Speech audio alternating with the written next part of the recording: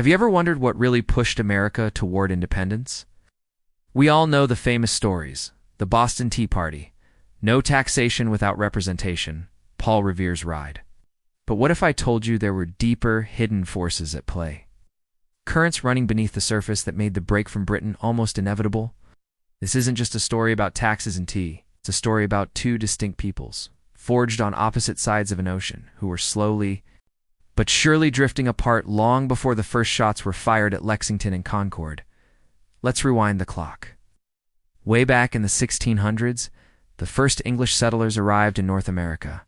They weren't just looking for a new home. Many were seeking a new world, a place to escape religious persecution, economic hardship, and the rigid social structures of Old England. Think about the Puritans in Massachusetts, the Quakers in Pennsylvania, the Catholics in Maryland. They were building societies based on their own ideals, not the king's. From the very beginning, America was a grand experiment in self-governance. The vast distance of the Atlantic Ocean acted as a natural barrier. A message from London could take months to arrive, so colonists had to make their own decisions, create their own laws, and solve their own problems. They formed town meetings, elected local assemblies, and got very, very good at running their own affairs. This practical experience in self-rule created a powerful sense of autonomy. At the same time, something profound was happening to the people themselves. Life in the colonies was radically different from life in Britain. In England, land was scarce, owned by a small, powerful aristocracy. Your social status was largely fixed at birth, but in America, land was abundant. This wasn't just dirt, it was opportunity. A person could, through hard work, acquire property, build a farm, and achieve a level of economic independence unimaginable back home. This created a new kind of person, fiercely independent, self-reliant, and skeptical of distant authority. They weren't British subjects living abroad. They were becoming something new. They were becoming Americans. Their entire identity was being reshaped by the environment around them. They spoke English, yes, but their daily lives, their challenges, and their aspirations were uniquely American. Then came the Great Awakening in the 1730s and 40s. This wasn't a political movement, but a massive religious revival that swept through the colonies. Charismatic preachers like Jonathan Edwards and George Whitefield traveled from town to town, delivering powerful, emotional sermons that emphasized a personal relationship with God, independent of the established church hierarchy. This was a revolution of the soul. It encouraged colonists to question authority, whether it was a bishop in a faraway cathedral or a king on a distant throne. If they could choose their own path to salvation, why couldn't they choose their own path to governance? The Great Awakening united colonists from New Hampshire to Georgia in a shared spiritual experience, creating a cultural network that transcended colonial boundaries. It was one of the first times they began to see themselves not as Virginians or New Yorkers, but as a collective people with a shared destiny. Now, let's talk about the economic engine driving this separation. Britain viewed its colonies through the lens of mercantilism. The idea was simple. The colonies exist to enrich the mother country. They were supposed to provide raw materials like timber, tobacco, and fur, and in return, buy finished goods exclusively from Britain. Laws like the Navigation Acts were designed to enforce this system, restricting colonial trade with other nations. For a while this worked, but it created a growing resentment. Colonial merchants, shipbuilders, and farmers felt stifled. They saw a world of opportunity for trade, but were legally shackled to Britain. Smuggling became rampant, not just as a way to make money, but as an act of defiance. This economic frustration wasn't just about profits. It was about freedom. The colonists were building a dynamic, entrepreneurial economy, and British regulations felt like an anchor holding them back. They wanted to trade freely with the world on their own terms.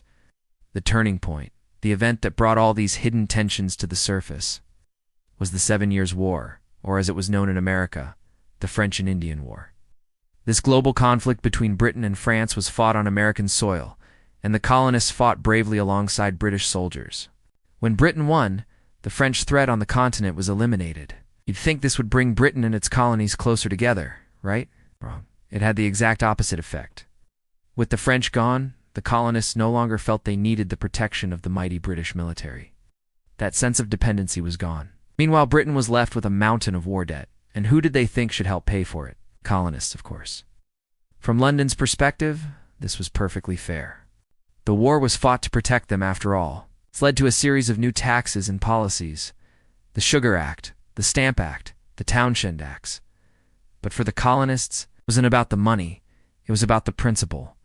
They had spent over a century governing themselves and managing their own finances through their elected assemblies. Now, a parliament 3,000 miles away, in which they had no representation, was imposing direct taxes on them. This violated the core belief they had developed, the right to consent to their own taxation. All those simmering feelings of being different, of being self-reliant, of being American, suddenly exploded into open protest. This is where you see the two-nation history really come into focus. The British saw the colonists as ungrateful children, shirking their duty to the empire. The colonists saw themselves as free-born Englishmen whose fundamental rights were being trampled. They were speaking the same language, but living in different worlds with different expectations. British leaders fundamentally misunderstood the society that had developed in America. They couldn't comprehend this new identity forged in the crucible of the frontier, the town meeting, and the religious revival. They saw insubordination where the colonists saw a defense of liberty.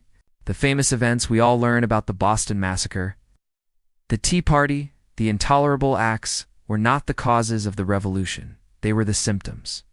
They were the flashpoints of a much deeper, older conflict.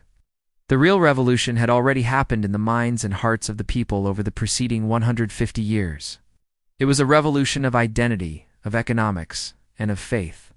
The Declaration of Independence was on so much a radical new idea as it was a formal announcement of a separation that had already taken place. It was the moment the colonists finally put a name to what they had become, a new nation. Conceived in liberty and dedicated to the proposition that they should be masters of their own destiny. So the next time you think about the American Revolution, look beyond the battles and the powdered wigs. Remember the hidden forces, the vast ocean, the abundant land, the powerful sermons, and the stifled trade. These were the currents that slowly, powerfully, and inevitably pushed two peoples apart and gave birth to the United States of America. It's a powerful reminder that the biggest changes in history often begin not with a bang, but with a quiet, steady drift.